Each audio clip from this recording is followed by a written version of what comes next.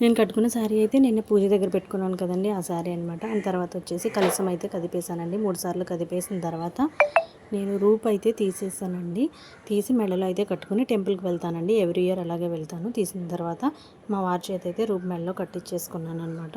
And తర్వాత వచ్చేసి అమ్మవారి టెంపుల్కి అయితే వెళ్ళే ముందు అక్కడ రామాలయం ఉందండి మాకు. యాక్చువల్గా రామాలయం దగ్గరకు కూడా వెళ్ళి కొబ్బరికాయలు అవి కొట్టాము. వీడియో తీయలేదండి మా అబ్బాయి. అండ్ తర్వాత అంకమ్మతల్లి టెంపుల్కి అయితే వచ్చేసాం. మా గ్రామదేవత అంకమ్మతల్లి అండి.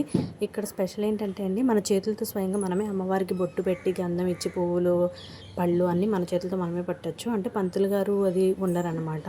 అండ్ తర్వాత వచ్చేసి బొట్టు పెట్టేసి పువ్వులు పెట్టేసి పళ్ళు పెట్టేసి నేనైతే అగరొత్తులు అయితే వెలిగించేసి మంచిగా నా మనసులో ఉన్న కోరికలు నేను కోరుకున్నానండి. అండ్ కొబ్బరికాయ కొట్టి ఫైనల్గా హారతి ఇచ్చేసాను. ఆ పక్కన చూసారు కదండి, అదైతే ఘట్టంకుండ అంటారనమాట. ఎవ్రీ ఇయర్ జాతర రోజు తీసి అయితే ఊరంతా ఊరేగిస్తారండి. అండ్ తర్వాత నేనైతే కొబ్బరికాయ కొడుతున్నాను. కొబ్బరికాయ కొట్టేసిన తర్వాత హారతి ఇచ్చి అమ్మవారికి బయటకు అయితే వచ్చాను. ఈ తర్వాత మా హస్బెండ్ మా పిల్లలు కూడా వెళ్ళి అయితే దండం పెట్టుకున్నారండి. చూస్తున్నారు కదా, చాలా హ్యాపీగా అనిపించిందండి. ఇంతటితో నా పూజ అయితే కంప్లీట్ అయిందనమాట. అండ్ తర్వాత వచ్చేసి ఆంజనేయ స్వామి టెంపుల్కి అయితే వెళ్ళామండి. అక్కడ కూడా ఏమి పిక్స్ అవి ఏమీ తీయలేదండి. జస్ట్ ఒక పిక్ అయితే తీసాను, లాస్ట్లో యాడ్ చేస్తాను చూడండి, ధ్వజస్తంభం అండ్ ఆంజనేయ స్వామి పిక్. ఈ వీడియోని మీకు నచ్చినట్టయితే తప్పకుండా లైక్ చేయండి, షేర్ చేయండి and subscribe to my channel for more videos friends. ఇలాంటి వీడియోస్ కోసం వెంటనే నా ఛానల్ని సబ్స్క్రైబ్ చేసుకోండి. ఆంజనేయ స్వామికి గట్టిగా దండం పెట్టుకోండి, అంగమ్మ తల్లికి కూడా.